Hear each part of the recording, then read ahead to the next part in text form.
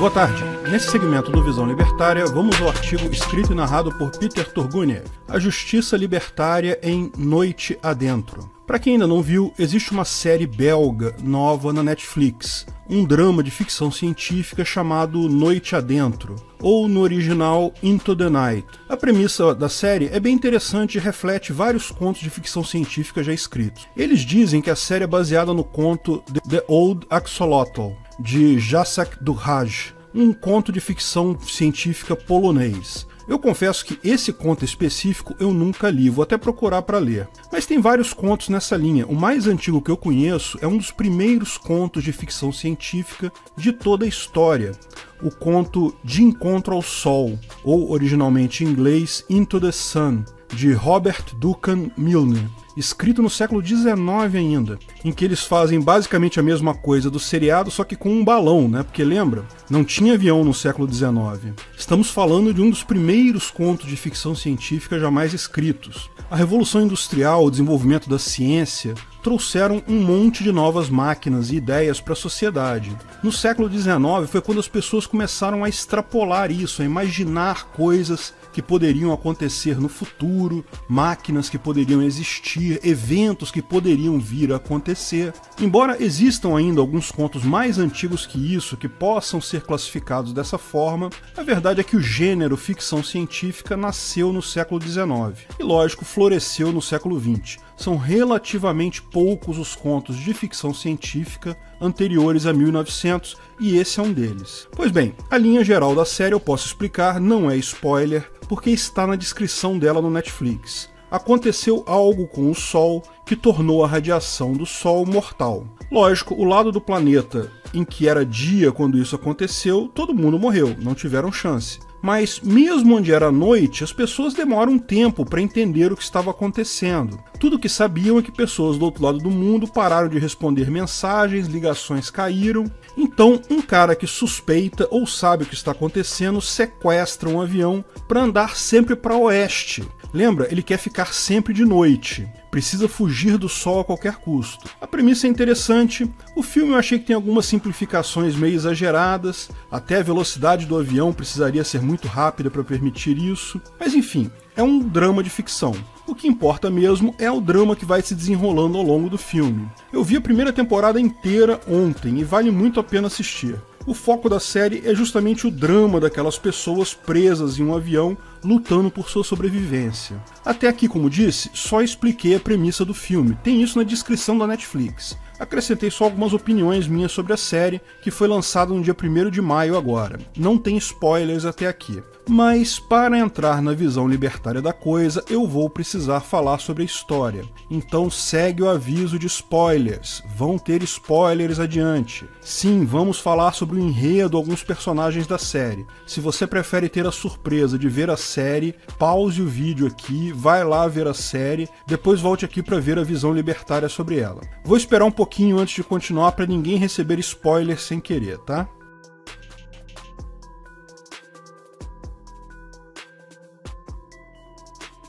Ok, então se você está até aqui, estou assumindo que você ou já viu a série, ou então não se importa com spoilers. Após algumas cenas introdutórias, a história começa no aeroporto de Bruxelas. Lembra, o filme é belga. Um voo que iria para Moscou, na Rússia. As pessoas estão embarcando no voo e algumas percebem que as pessoas nos Estados Unidos e em outros lugares pararam de responder mensagens, as ligações caíram, mas até ali ninguém achava que nada estava errado. Daí chega um dos personagens principais, Terenzio Gallo, que é um oficial intérprete italiano da OTAN, que ouviu numa reunião a informação de que o Sol estaria matando pessoas. Pouco depois disso, os líderes da OTAN todos saíram apressados de lá. Então ele chega no aeroporto de Bruxelas e compra uma passagem para Nova York. Ele quer ir para o oeste, o mais oeste possível, só que o voo dele atrasa. Ele percebe que o dia já está clareando, daqui a pouco o sol vai nascer, então o que ele faz? Ele não tem alternativa, ele rouba a arma de um segurança e entra nesse avião que iria para Moscou e sequestra o avião. O embarque ainda estava acontecendo, e até o piloto do avião havia saído após a verificação, só estava lá o copiloto uma aeromoça e mais 13 pessoas que já tinham embarcado. Então ele obriga o avião a decolar e ir para o oeste. Veja, embora o pano de fundo seja ficção científica, ou seja, o fato que eles precisam ir sempre para o oeste para ficar sempre na noite, o drama real é a interação entre as pessoas que estão dentro do avião. De fato, eles discutem o problema em si, o que houve de errado com o Sol, por quanto tempo aquilo duraria, porque, lógico, eles sabem que não podem ficar viajando para sempre. Uma hora o avião vai dar defeito, vai precisar de manutenção, enfim. A questão é discutida, eles buscam informações, descobrem numa ligação que há uma suposta base no Havaí que seria protegida, depois descobrem que essa base não ficou pronta e decidem ir para uma outra base na Bulgária, onde é uma base profunda, de forma que não é afetada pela radiação do Sol. Mas o fato é que as questões científicas são tratadas bem de leve. A grande questão no filme, a grande questão na série são os conflitos entre as pessoas, porque é todo mundo estranho. Fora uma mãe com um filho, nenhum dos outros passageiros tinha ligação com o outro. Sim, tem a equipe do avião que se conhecia, o copiloto, uma comissária e um faxineiro que por acaso estava a bordo. Mas a maior parte das pessoas é estranha, ninguém se conhece. E da interação entre essas pessoas que surge todo o drama da história. A série usa aquele truque que vem lá desde Lost, de fazer flashbacks para explicar a história de cada personagem.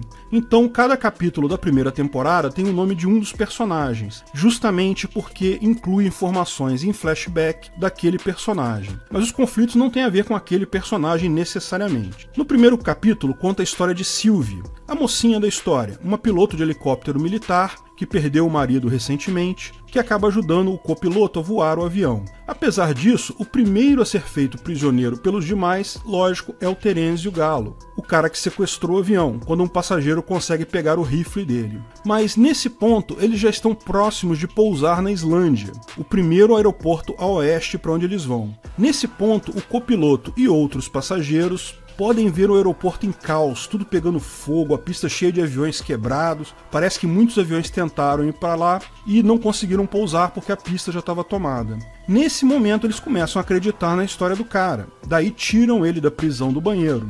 E logo no início tem umas brigas entre passageiros que podem escapar aos brasileiros. Um dos passageiros é Ayaz Kombambay, é turco e logo entra em conflito com Terêncio, o italiano, e Rick, o inglês. Para quem não sabe, turcos para a Europa são mais ou menos o mesmo que mexicanos para os Estados Unidos. Talvez possamos dizer que o mesmo que bolivianos para o Brasil em menor escala, claro. Veja, eu não estou defendendo esse comportamento preconceituoso não, tá? Apenas deixando claro o contexto. Tal preconceito existe. Muita gente imigra da Turquia para a Europa para ocupar empregos de menor nível de escolaridade, então rola uma certa discriminação por lá, os passageiros europeus tratando o cara. E também os árabes, o faxineiro é árabe e tem um outro passageiro árabe também. Bem, como o aeroporto de Reykjavik na Islândia está destruído, eles não têm como pousar lá, a única alternativa é uma base militar na Escócia. Então eles fazem isso, pousam na Escócia e lá eles encontram 3 militares ingleses que estavam nessa base e pedem carona para ele, alegando que podem ajudar também.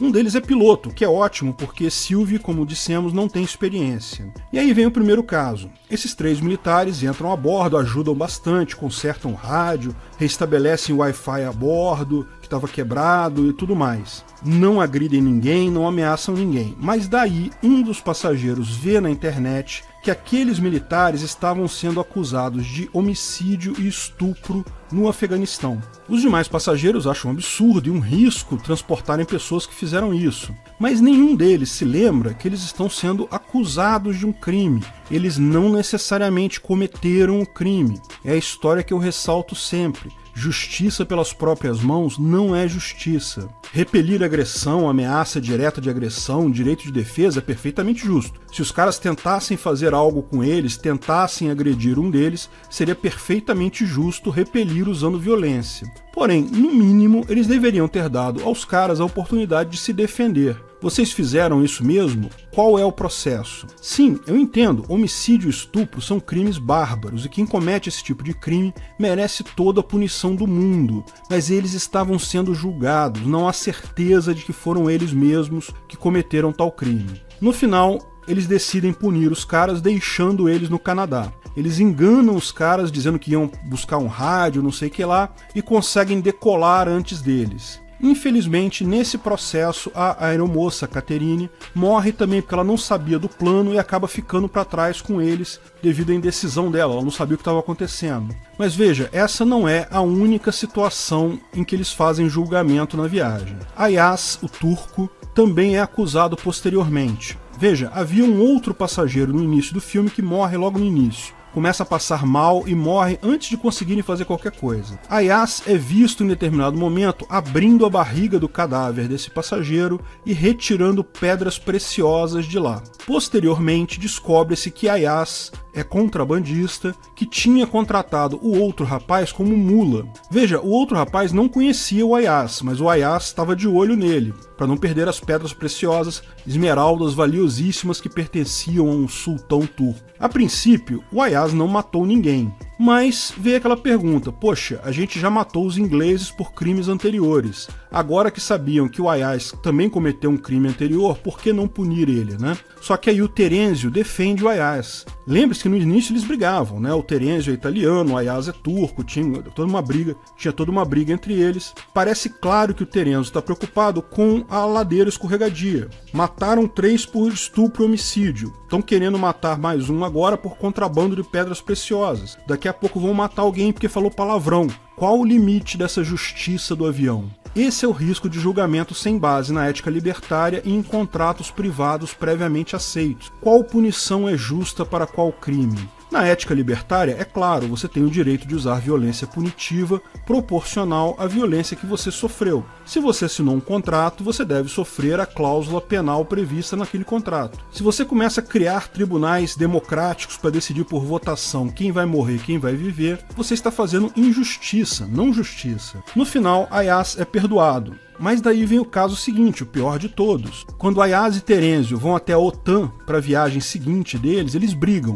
E Terêncio dá um soco em Ayaz que cai desacordado. Terêncio, lembre-se, é o cara que salvou todos eles, porque fez o avião ir para o oeste lá no início. Foi também o cara que evitou que o próprio Ayaz fosse morto, evitou a ladeira escorregadia de começar a condenar todo mundo à morte. E a luta foi uma luta justa, eles estavam brigando de soco. Parece muito estranho que Ayaz, um cara grande, tenha morrido só com um soco. Pois bem, ele achava que Ayaz tinha morrido, voltaram para o avião, só que Ayaz não tinha morrido. Ele volta para o avião também e consegue embarcar e conta a história. Então Terêncio é que vai para a prisão do avião, na última perna para o abrigo lá para a Bulgária. Pois bem, nesse tempo todo, Sylvie, a piloto de helicóptero que perdeu o marido recentemente, acaba assumindo o papel de líder da equipe. Ela passa a dar as ordens porque todos os demais, até o copiloto, tinham problemas, arrumavam brigas e coisa e tal. Então ela passa a série toda sendo a boazinha. Mas veja bem, no final ela comete a pior atrocidade de toda. Porque depois que o avião pousou na Bulgária, que já estão indo para o abrigo,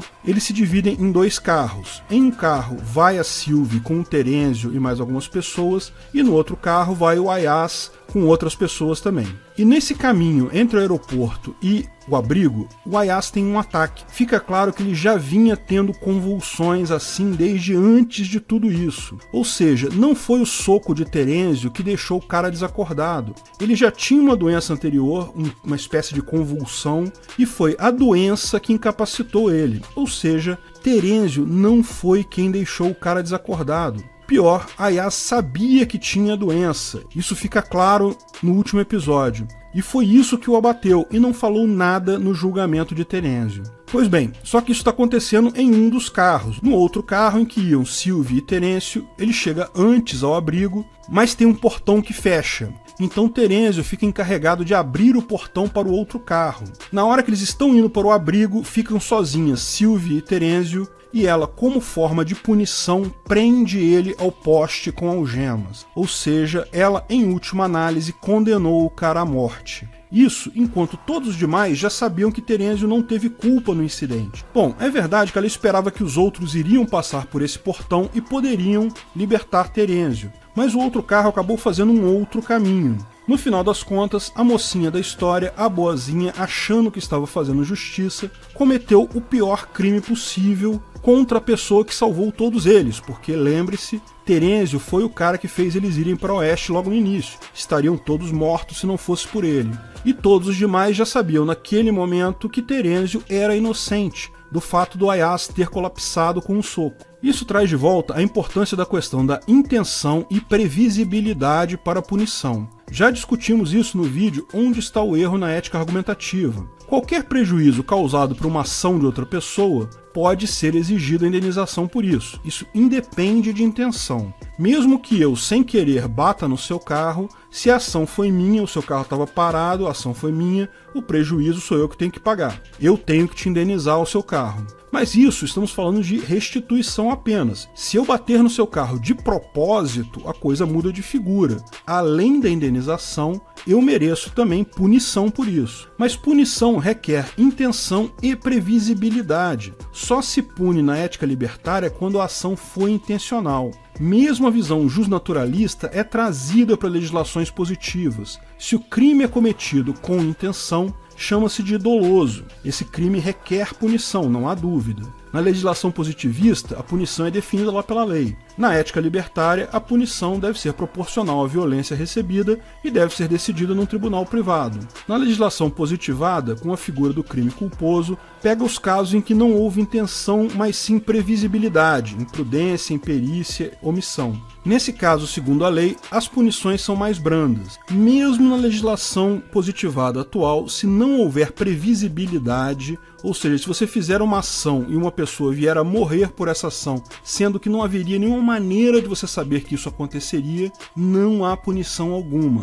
Da mesma forma, a nossa visão é que intenção e previsibilidade não é algo 0 ou 1, mas sim um contínuo entre totalmente sem intenção e previsibilidade até intenção perfeita, como explicamos lá no vídeo sobre o erro na ética argumentativa. Enfim, o seriado é muito legal, eu contei aqui apenas a parte básica da história que me interessava, tem muito mais coisa ali. Se você ainda não viu, não desanime, mesmo com esses spoilers, tem bastante coisa interessante para ver no meio do caminho. E o ponto final é claro, a autotutela é plenamente aceita pela ética libertária, mas o risco é muito alto. A tendência da justiça libertária é evoluir para tribunais privados para o uso do devido processo legal. Se você se sentir compelido a julgar alguém, lembre-se do devido processo legal, ouça a pessoa. Jamais repasse diretamente denúncias de Facebook. Obrigado pela audiência. Se você gostou do vídeo, curta e compartilhe em suas redes sociais. Aliás, não deixe de nos seguir também no Twitter e no Gabay. Em ambos, somos o @ancapsu. Estamos sempre divulgando novidades por lá também. Se inscreva e clique no sininho para ser avisado de novos vídeos. Até a próxima!